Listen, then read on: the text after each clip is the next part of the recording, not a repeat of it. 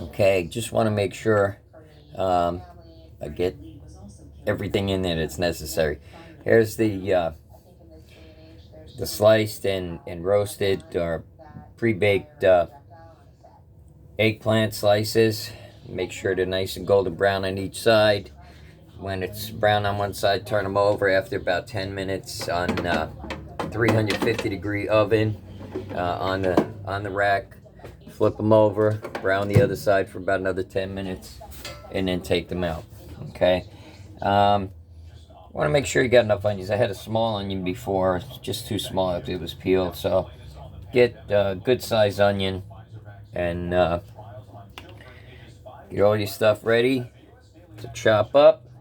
Now, if you have a food processor, you can throw all this in the food processor. Of course, you chop it up in smaller pieces to throw it in there, but you put it in the food processor and give it a couple of hits.